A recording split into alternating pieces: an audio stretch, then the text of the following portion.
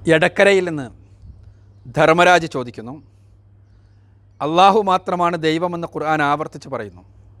വ്യത്യസ്ത ദൈവങ്ങൾ ആരാധിക്കുന്ന മതങ്ങൾക്കിടയിൽ ഖുർആനിൻ്റെ ഈ പ്രസ്താവനയേക്കാൾ വർഗീയമായ വർത്തമാനം വേറെ എന്താണ്? ഞങ്ങളുടേത് മാത്രമാണ് യഥാർത്ഥ ദൈവമെന്ന് വാദിക്കുന്നവരെക്കാൾ വലിയ വർഗീയവാദികൾ ആരാണുള്ളത്? ദിവസേന 5 നേരം ബാങ്ക് കൊടുക്കുമ്പോൾ മറ്റുള്ള മതക്കാരുടെ കൂടി ചെവിട് പൊട്ടുന്ന രൂപത്തിൽ ഉറക്കെ വിളിച്ചു പറയുന്നത് അള്ളാഹു മാത്രമാണ് ദൈവം എന്നല്ലേ? ഇന്ത്യയെപ്പോലെയുള്ളൊരു മതേതര രാജ്യത്ത് അനുവദിക്കാൻ പാടുണ്ടോ ഇത്തരം കാര്യങ്ങൾ? അള്ളാഹു മാത്രമാണ് ദൈവമെന്ന് പറയുന്നതാണ് ഏറ്റവും വലിയ വർഗീയത എന്നാണ് ധർമ്മരാജിൻ്റെ നിരീക്ഷണം. യഥാർത്ഥത്തിൽ പരിശുദ്ധ ഖുർആൻ പറയുന്നത് എന്താണ് എന്ന് യഥാരൂപത്തിൽ മനസ്സിലാക്കാത്തത് കൊണ്ടാണ് ധർമ്മരാജിനെ പോലെയുള്ള സഹോദരങ്ങൾ ഈ രൂപത്തിലുള്ള വിമർശനങ്ങൾ ഉന്നയിക്കുന്നത്. പരിശുദ്ധ ഖുർആൻ പറയുന്നത് സ്രഷ്ടാവും സംരക്ഷകനുമായ പടച്ചവൻ, അവൻ മാത്രമേ ആരാധനകൾ അർഹിക്കുന്നുള്ളൂ എന്നാണ്. അതല്ലാതെ മുസ്ലിങ്ങളുടെ ദൈവത്തെ ബാക്കിയുള്ളവരെല്ലാം ആരാധിക്കണമെന്നോ അതുമാത്രമാണ് നല്ല ദൈവമെന്നോ അതുമാത്രമാണ് ഉത്തമനായ ദൈവമെന്നൊന്നുമല്ല. മറിച്ച് നിങ്ങൾ ഏത് വിഭാഗമാണെങ്കിലും നിങ്ങൾ സ്രഷ്ടാവിനെ മാത്രം ആരാധിക്കണം. ആ ആരാധനയിലൂടെ മാത്രമേ നിങ്ങൾക്ക് രക്ഷയിലെത്താൻ കഴിയൂ എന്നാണ് അടിസ്ഥാനപരമായ ഖുർആൻ്റെ സന്ദേശം. ഖുർആനിലെ 2-ാമത്തെ അധ്യായം സൂറത്തുൽ ബഖറയിലെ 21-22 വചനങ്ങളിൽ ഈ സന്ദേശം വളരെ കൃത്യമായി പറഞ്ഞിരിക്കുന്നു.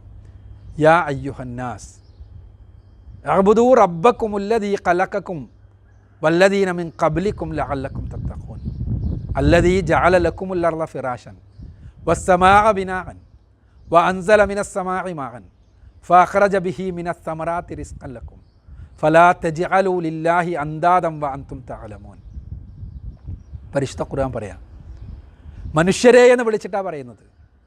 വ്യത്യസ്ത വിഭാഗങ്ങളെയല്ല, വ്യത്യസ്ത ആളുകളെയല്ല, വ്യത്യസ്ത മതസമൂഹങ്ങളെയുമല്ല, മറിച്ച് മനുഷ്യരെ യാ അയ്യുഹന്നാസ്. എന്നിട്ട് ഉപദേശിക്കുന്നത് എന്താ? തീർച്ചയായും നിങ്ങൾ ആരാധിക്കേണ്ടത് മുസ്ലിങ്ങളുടെ ദൈവത്തെ എന്നല്ല, നിങ്ങളെ ആരാണോ സൃഷ്ടിച്ചത്, നിങ്ങളുടെ മുൻഗാമികളെ ആരാണോ സൃഷ്ടിച്ചത് അവനെയാണ്. എങ്കിലേ നിങ്ങൾ ജീവിത വിശുദ്ധി പ്രാപിക്കുകയുള്ളൂ. അവൻ ആരാണ്? ഖുർആൻ വീണ്ടും വിശദീകരിക്കുകയാണ്. അവൻ ഭൂമിയെ നിങ്ങൾക്ക് വേണ്ടി മെത്തയാക്കി തന്നവനാണ്. ആകാശലോകത്ത് ഉപരിലോകത്തെ നിങ്ങൾക്ക് മേൽക്കൂരയാക്കി തന്നവനാണ്. ആ ഉപരിലോകത്ത് നിന്ന് നിങ്ങൾക്ക് ആവശ്യമായ ജലഗണങ്ങളെ ഇറക്കി തന്നവനാണ്. ആ ജലഗണങ്ങൾ ഉപയോഗിച്ച് ഭൂമിയിൽ ഫലമൂലാദികൾ ഉൽപ്പാദിപ്പിക്കുന്നവനാണ്. അതുകൊണ്ട് നിങ്ങൾ അറിഞ്ഞുകൊണ്ട് അവനെ സമന്മാരെ ഉണ്ടാക്കരുത്. ഖുർആൻ വളരെ കൃത്യമായി പറയുകയാണ്, മനുഷ്യർ ആരാധിക്കേണ്ടത് അവരുടെ സ്രഷ്ടാവിനെ മാത്രമാണ്. ഇതെന്താണ് വർഗീയത? ഇതിൽ വല്ല പ്രശ്നമുണ്ടോ? യഥാർത്ഥത്തിൽ സൃഷ്ടികളെ ആരാധിക്കുമ്പോഴല്ലേ പരസ്പരം വർഗീയതയുണ്ടാകുന്നത്.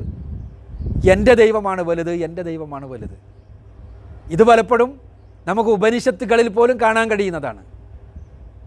ശിവനുമായി ബന്ധപ്പെട്ട ഉപനിഷത്തുകളിൽ ശൈവാരാധന പ്രചരിപ്പിക്കാൻ വേണ്ടി വിഷ്ണുവിനെ താഴ്ത്തിക്കെട്ടുന്നതും, വിഷ്ണുവുമായി ബന്ധപ്പെട്ട ഉപനിഷത്തുകളിൽ വൈഷ്ണവാരാധന പ്രചരിപ്പിക്കാൻ വേണ്ടി ശിവനെ താഴ്ത്തിക്കെട്ടുന്നതുമല്ല. ഞാൻ സൂചിപ്പിക്കുന്നത് ആരെയെങ്കിലും കുറ്റം പറയുന്നതിന് വേണ്ടിയല്ല, മറിച്ച് സൃഷ്ടിപൂജക്ക് സ്വാഭാവികമായി ഉണ്ടാകുന്നതാണത്. ആൾ ദൈവങ്ങൾ എടുക്കുക, ആൾ ദൈവങ്ങൾ പരസ്പരം മത്സരിക്കുകയാണ്. ഞങ്ങളാണ് കൂടുതൽ അത്ഭുതം ചെയ്യുന്നവർ, ഞങ്ങളാണ് രോഗശാന്തി ശുശ്രൂഷ നടത്തുന്നവർ, ഞങ്ങളുടെ ദൈവത്തിനാണ് കൂടുതൽ കഴിവുള്ളത് എന്ന രൂപത്തിൽ. യഥാർത്ഥത്തിൽ പരിശുദ്ധ ഖുർആൻ പറയുന്നത് ഏതെങ്കിലും വിഭാഗത്തിൻ്റെ ദൈവത്തിന് കൂടുതൽ കഴിവുണ്ടെന്നല്ല. സ്രഷ്ടാവ്, അത് ഹിന്ദുവിൻ്റെയും മുസ്ലിമിൻ്റെയും ക്രിസ്ത്യാനിയുടെയും എല്ലാം സ്രഷ്ടാവ്, അവനെ മാത്രം ആരാധിക്കണമെന്നാണ്. ഒരാൾ മുസ്ലിങ്ങൾ ഏറ്റവും അധികം ആദരിക്കുന്നത്, മുസ്ലിങ്ങൾ അനുധാവനം ചെയ്യുന്നത് മുഹമ്മദ് നബിയാണല്ലോ. ആ മുഹമ്മദ് നബി സല്ലല്ലാഹു അലൈഹി വസല്ലമയെ ഒരാൾ ആരാധിക്കാൻ ആരംഭിച്ചാൽ അയാൾ ഇസ്ലാമിൽ നിന്ന് പുറത്താണ്, അയാൾ പിന്നെ മുസ്ലിം അല്ല. ആരാധന സ്രഷ്ടാവിന് മാത്രം, ആദരവ് അവരുടെ അവസ്ഥയനുസരിച്ച് ആർക്കുമാകാം. എന്നാൽ ഇവിടെ ഇസ്ലാമിൻ്റെ ഈ സന്ദേശം ഭീകരതയാണെന്ന്, വർഗീയതയാണെന്ന് പ്രചരിപ്പിക്കപ്പെടുന്നു. എത്ര സങ്കടകരമാണത്! ഇതിൽ വർഗീയതയുടെ ലാഞ്ചന പോലുമില്ല. പരിശുദ്ധ ഖുർആൻ നിങ്ങളെടുത്ത് പരിശോധിക്കുക, വർഗീയത അവിടെ ഇല്ലല്ലോ. വർഗീയത ഇല്ല. ഖുർആൻ പൂർണ്ണമായും വർഗീയതയ്ക്കെതിരാണ്. പരിശുദ്ധ ഖുർആൻ്റെ സന്ദേശം മാനവികതയിൽ അധിഷ്ഠിതമാണ്. ഖുർആൻ മനുഷ്യരോടാണ് സംസാരിക്കുന്നത്. ഖുർആൻ മനുഷ്യരോടാണ് കാര്യങ്ങൾ പറയുന്നത്. ഖുർആൻ മനുഷ്യരോട് ചില സിദ്ധാന്തങ്ങൾ പറയുന്നു, അത് സ്വീകരിക്കാൻ ആവശ്യപ്പെടുന്നു. മാനവികതയുടെ അടിസ്ഥാനത്തിലാണ്. ഖുർആൻ്റെ അടിത്തറ യാ അയ്യുഹന്നാസ് ഇന്നാ ഖലഖ്നാകും മിൻ ദക്കരിൻ വ ഉൻസ വജഅൽനാകും ശുഊബൻ വ ഖബായില ലിതആറഫു ഇന്ന അക്രമക്കും ഇൻദല്ലാഹി അത്ഖാക്കും എന്നതാണ്. മനുഷ്യരെ, നിങ്ങളെല്ലാം ഒരേ മാതാപിതാക്കളുടെ മക്കളാണ്.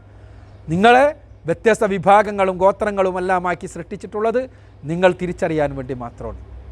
ജന്മത്തിൻ്റെ പേരിൽ ഒരാൾക്കും ഔന്നത്യം അവകാശപ്പെടാൻ ഇസ്ലാമിക ദർശനപ്രകാരം പറ്റില്ല. അത് മുസ്ലിം മാതാപിതാക്കളുടെ മക്കളായി പറഞ്ഞാലും ശരി. പലപ്പോഴും തെറ്റിദ്ധരിപ്പിക്കുകയാണ്. തെറ്റിദ്ധാരണകളാണ് സമൂഹത്തിൽ വളരെ വലിയ വ്രണങ്ങളായി മാറുന്നത്. അള്ളാഹുവിനെ മനസ്സിലാക്കേണ്ടതുപോലെ മനസ്സിലാക്കുക. പിന്നെ ബാങ്കുവിളികളിൽ അശ്ഹദു അൻ ലാ ഇലാഹ ഇല്ലല്ലാഹ് എന്ന് പറയുമ്പോൾ അള്ളാഹു മാത്രമാണ് ആരാധ്യൻ എന്നാണ് പറയുന്നത്. അള്ളാഹു മാത്രമാണ് ആരാധ്യൻ എന്ന് പറഞ്ഞാൽ അതിൻ്റെ അർത്ഥം സ്രഷ്ടാവ് മാത്രമാണ് ആരാധ്യൻ എന്നാണ്. ഇത് യഥാർത്ഥത്തിൽ എല്ലാ പ്രവാചകന്മാരും പഠിപ്പിച്ചതല്ലേ. പിൽക്കാലഘട്ടത്തിൽ നമ്മൾ പല മതസമൂഹങ്ങളും വിസ്മരിച്ചു പോയതല്ലേ. അന്തം തമഹ പ്രവിശന്തിയെ സംഭൂതി മുബാസതേ തതോ ഭൂയ ഇവതേ തമോ യ സംഭൂദ്യാം രഥ എന്ന് നമ്മൾ ഈശാവാസ്യോപനിഷത്തിലെ 12ാമത്തെ ശ്ലോകത്തിൽ വായിക്കുമ്പോൾ അതിനർത്ഥം എന്താണ്? ആരാധ്യൻ, ഉപാസനക്കർഹൻ അവൻ പരമാത്മാവ്, പരമേശ്വരൻ മാത്രമാണെന്നല്ലേ. ഇത് പക്ഷേ പിൽക്കാലഘട്ടത്തിൽ വിസ്മരിക്കപ്പെട്ടു. അത് വേറെ വിഷയം. ബൈബിളിൽ നമ്മൾ വായിക്കുന്നത് എന്താണ്? നീ നിൻ്റെ ദൈവമായ കർത്താവിനെ മാത്രം നമസ്കരിച്ച് അവനെ മാത്രം ആരാധിക്കണം എന്നല്ലേ. അങ്ങനെ ക്രിസ്തു പറഞ്ഞതായിട്ടല്ലേ മത്തായിയുടെ സുവിശേഷത്തിലെ 4-ാം അധ്യായത്തിലെ 10ാമത്തെ വചനത്തിൽ നമ്മൾ വായിക്കുക. അതെ, ഇവിടെയെല്ലാം നമ്മൾ വായിക്കുന്നത് സ്രഷ്ടാവ് മാത്രമാണ് ആരാധ്യൻ എന്നുള്ള മഹാസന്ദേശമാണ്. ഈ സന്ദേശം പരിശുദ്ധ ഖുർആൻ പറയുന്നു, എല്ലാവരും സ്വീകരിക്കണമെന്ന് പറയുന്നു. ആ സന്ദേശം സ്വീകരിക്കണമെന്ന് പറയുന്നത് വേദക്കാരോട് പ്രത്യേകം പറയുന്നത് ഒരു പ്രത്യേക രൂപത്തിലാണ്. ഖുർആൻ പറയാൻ വേണ്ടി പറയാം മുഹമ്മദ് നബിയോട്, ഖുൽ യാ അഹ്ലൽ കിതാബ് തആലൗ ഇലാ കലിമത്തിൻ സവാഇൻ ബൈനനാ വ ബൈനകും അല്ലാ നഅ്ബുദ ഇല്ലല്ലാഹ് വലാ നുശ്രിക ബിഹി ഷൈഅൻ വലാ യത്തഖിദു ബഅദുനാ ബഅദൻ അർബാബ മിൻ ദൂനില്ലാഹ്. വേദക്കാരെ, വേദത്തിൻ്റെ ആളുകളെന്ന് അവകാശപ്പെടുന്ന ആളുകളെ, നമുക്ക് രണ്ടു കൂട്ടർക്കും യോജിക്കാൻ കഴിയുന്ന ഒരു സന്ദേശത്തിലേക്ക് നിങ്ങൾ വരണം. അതാണ് സ്രഷ്ടാവ് മാത്രമാണ് ആരാധ്യൻ എന്ന സന്ദേശമാണ്. അവന് മറ്റാരെയും പങ്കു ചേർക്കാൻ പാടില്ല എന്നുള്ള സന്ദേശമാണ്. നമ്മളിൽ ചിലർ മറ്റു ചിലരെ രക്ഷിതാക്കളാക്കി വെക്കരുത്, സ്രഷ്ടാവ് മാത്രമാണ് നമ്മുടെ രക്ഷിതാവ് എന്നുള്ള സന്ദേശമാണ്. ഇതാണ് ഖുർആൻ പഠിപ്പിക്കുന്നത്. വേദക്കാരെയോ നിങ്ങൾ വരണം, നമുക്ക് രണ്ടു കൂട്ടർക്കും അംഗീകരിക്കാവുന്നതാണത്, വേദങ്ങളിലുള്ളതാണത്. പക്ഷേ നമ്മൾ വിസ്മരിച്ചതാണ്. ആ വിസ്മരിക്കപ്പെട്ട യാഥാർത്ഥ്യത്തിലേക്ക് നമ്മളെ പടച്ച, നമ്മളെ പരിപാലിക്കുന്ന, നമ്മളെ കൃത്യമായി അറിയുന്ന, നമ്മുടെ ഹൃദയം അറിയാവുന്ന, നമ്മുടെ മനസ്സറിയാവുന്ന പടച്ചവൻ, അവനെ മാത്രമേ ആരാധിക്കാവൂ എന്ന സന്ദേശത്തിലേക്ക്. ഈ സന്ദേശമാണ് ബാങ്കുലികളിൽ ഉണങ്ങിക്കേൾക്കുന്നത്. അതൊരിക്കലും വർഗീയതയുടെ, ഭീകരതയുടെ പ്രഖ്യാപനമല്ല. 14 നൂറ്റാണ്ടായല്ലോ ഇസ്ലാം കേരളത്തിലെത്തിയിട്ട്.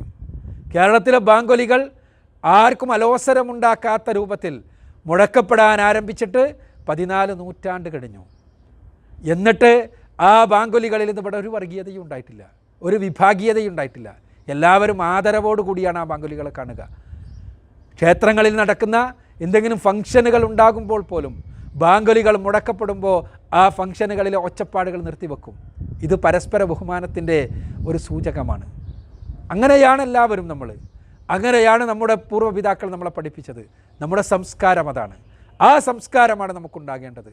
ഒരിക്കലും പരസ്പരം വിദ്വേഷം പ്രചരിപ്പിച്ച്, വിദ്വേഷം അടിച്ചേൽപ്പിച്ച്, വിദ്വേഷത്തിൻ്റെ അടിസ്ഥാനത്തിൽ ആളുകളെ കാണുന്ന അവസ്ഥയല്ല ഉണ്ടാകേണ്ടത്. മറിച്ച് നമ്മളെല്ലാവരും ഏകോദര സഹോദരങ്ങളായി ജീവിക്കുക. ബാങ്കുലികൾ മുടങ്ങട്ടെ, ഇവിടെ ക്ഷേത്രങ്ങളിലെ ആരാധനകൾ നടക്കട്ടെ, അതേപോലെ തന്നെ ചർച്ചുകളിലെ ആരാധനകളും നടക്കട്ടെ. ഈ ആരാധനകളെല്ലാം നിലനിൽക്കുന്ന അവസ്ഥാവിശേഷം, അതോടൊപ്പം തന്നെ പരസ്പരമുള്ള സ്നേഹവും സൗഹാർദ്ദവും പ്രബോധനങ്ങളും പ്രഭാഷണങ്ങളുമെല്ലാം നടക്കട്ടെ. പരസ്പരം അറിയട്ടെ, മനസ്സിലാക്കട്ടെ. അങ്ങനെ സംവേദനാത്മകമായ ഒരു സാമൂഹ്യ അന്തരീക്ഷം ഉണ്ടാകട്ടെ. അല്ലാതെ പരസ്പരം വെറുപ്പിട്ട്, പരസ്പരം അകന്നിട്ട്, പരസ്പരം വർഗീയത വെച്ച് പുലർത്തിയിട്ട് ആർക്കും ഒന്നും നേടാനില്ല. സമൂഹത്തിന് അത് നാശം മാത്രമേ ഉണ്ടാക്കൂ. നമ്മുടെ മഹത്തായ പൈതൃകത്തിനെതിരാണത് എന്ന് മാത്രം സൂചിപ്പിക്കട്ടെ ഞാൻ.